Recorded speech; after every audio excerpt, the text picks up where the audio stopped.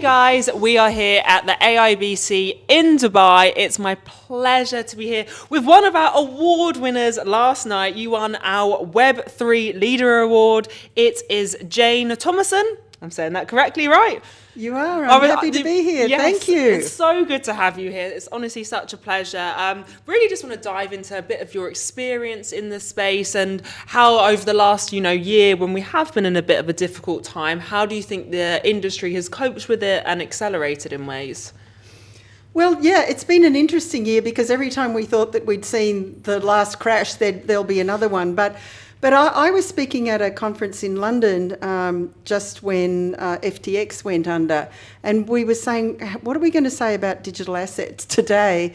But I think what you see is the same as what we saw in sort of 2018 when things went down, is that the people who are just there fly by night trying to make money, they go away, and the people who are serious builders keep on building. So that's what I'm seeing, is the people who've got great projects are continuing to build on them and, trying to weather the storm, and people who've got good runways will do that. So I think we'll come out of this with some great projects that people are working on, and especially, I've really started to focus on Web3 and Metaverse more, and we're seeing so much investment and so much innovation and development in those areas all around the world. So I'm incredibly excited about what's going on. Yeah, I think it is exciting. I always say in the bear market, it's time to be bullish. Like, it's time to build as much as you can and also diversify. I think the Web3 Metaverse industry really has so much potential. And what do you think will be the first steps into the Metaverse? Who will be the big parts of the blockchain entering into the Metaverse? Well, that's an interesting question. So I wanted to just introduce that we've launched the World Metaverse Council. Yep, of course. So we have more than 700 people from 70 countries who are all working on different aspects of the Metaverse. So it's like a global distributed live knowledge network. So we really feel like we've got the latest of what's going on in Metaverse all around the world. But what we're seeing is we've actually got, I'm going to say, several different proponents of building metaverses. One is gaming, because they've already had most elements of metaverses already, and it's just a question of kind of adding Web3 or something like that. And then you've got the big techs, Apple, Google, Facebook, Amazon. They're going to just build a metaverse on the top of their existing platforms. So it won't be peer-to-peer, and it won't be enable people to kind of access and be rewarded for their efforts. But many people will use it because they're already on Facebook, and so it's going to be easy for them. And then we've got the Web3 builders like Sandbox and others, and they're trying to build the experience, bring the brands in, and that's really interesting. And then I'm going to talk about the metaverses with utility or government metaverses, because that's where we're seeing huge development in health and education, in government services, where people are seeing that the metaverse can actually extend and enhance the work in education, health and government. And I think we're going to see a lot more of that, and we're going to get a lot more services through the metaverse than anyone ever expected. Yeah, I mean, it is crazy. It's such an incredible space, and it is transforming every day, every week. More and different concepts are coming out, and it can be used really in any industry, right? Yeah, so I think that the immersive experience one, the ability to collaborate globally all around the world 24 hours a day, and then digital twins is a really important aspect of it, because whether you're building a road or an airplane or a hospital, or you're doing a complicated operation, you can create a digital twin of anything and perfect your skill before you launch it in the real world. And I think this is going to help virtually every industry. Are there any specific markets that you've noticed have really started adopting the metaverse a lot more? I guess the Middle East is a big market. Well, Middle East has jumped in. It's interesting because one of our interns did some research on where the developments are happening. And at the moment, the most investment is still in the US. But if you think of, US, China is absolutely jumping into the metaverse with enthusiasm, and there are hundreds of companies there. But what we're also seeing, and I expect we're going to see that, is innovation coming out of emerging markets, because metaverse is going to solve some problems for them where they've struggled to be able to reach people. And as long as someone can create a mobile, accessible, augmented type reality experience, then I think that's the one that's going to take off. because it'll be affordable and it'll be able to be used in all of these markets. Very interesting. Yeah, I think that's actually a market people don't really identify because there are certain regions putting so much money into the metaverse. Look at Saudi and NEOM. It's crazy the investment that they're making. But it's also understanding how much it can apply to everyday life as well and how people are going to integrate it into their lives. So how do you sort of see, I mean, everyone has their different stance, right, on how the metaverse would be important, but how do you see it fitting in with people's lives? So I think it depends on what your problem is that you're trying to solve, because always we're going to do something that solves the need we have. So if you're socially isolated and you want entertainment, you'll go for entertainment. I personally love the idea of sending my avatar shopping, so I don't have to go into the shop and try clothes on. Agreed. And the avatar can try it on and I just get the goods.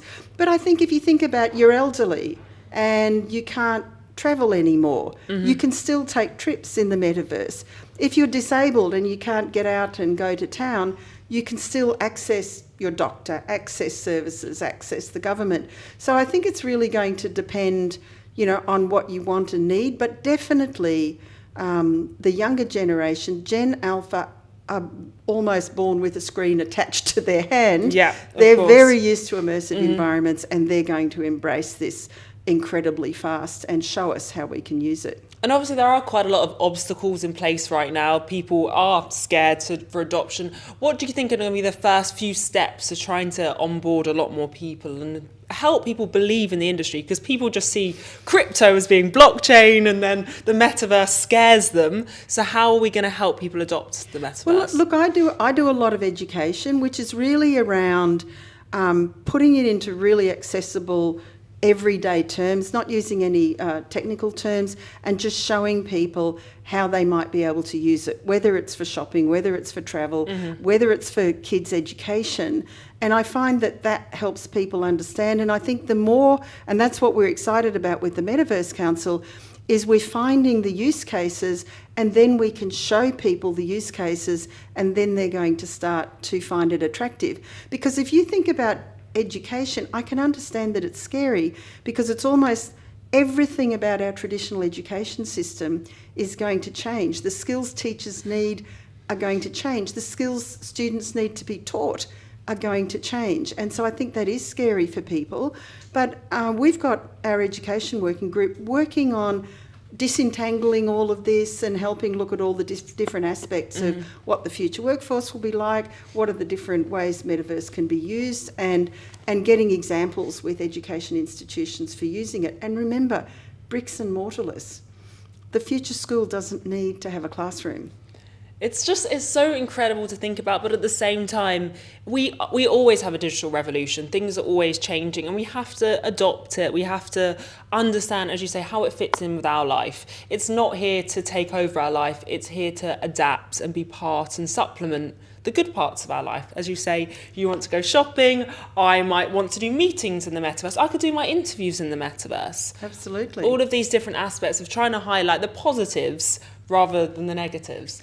But the negatives are there, but I think we need, so we've also got a group working on ethics in the metaverse, because there are questions about identity, privacy protection, protection of children, and these are matters that need to be identified and then looked into and action taken to try and protect consumers. So it's not they're not there, but we need to call them out and we need to act on them. Yeah, that's very true. It's having to make sure it's a controlled environment and that things, can be kept in a nice, nurturing environment rather than being let to run free a bit too much.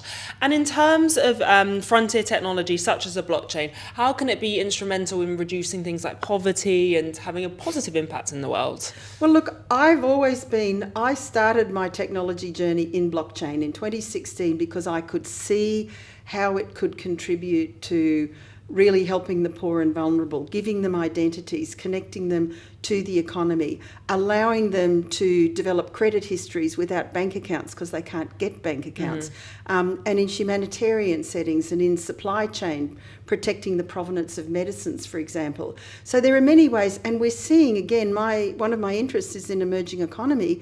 We're seeing people using the blockchain in ways that is really helping it. There's an Indian fellow here who's a colleague of mine, and he's been working with poor farmers, really getting transparency into their supply chains, getting them a better deal, and tracing their cotton from the cotton farm right through to the T-shirt with a QR code, and you can see what cotton farmers cooperative produced that T-shirt and all the steps in the chain. So we're seeing great examples like that, and we just need to make more people understand what they are and how they benefit the different groups. Yeah, I think when you are transparent in that manner, people then actually notice where their, as you say, where their cotton comes from, where their clothing comes from. And it's so important. It's so important to know who made your clothing for you. It's a lovely concept, and traceability is so important. So this is why the blockchain is important. And being here at the AIBC, obviously, again, you're our award winner, but what are the key things you want to learn when you're here and enjoy from the AIBC?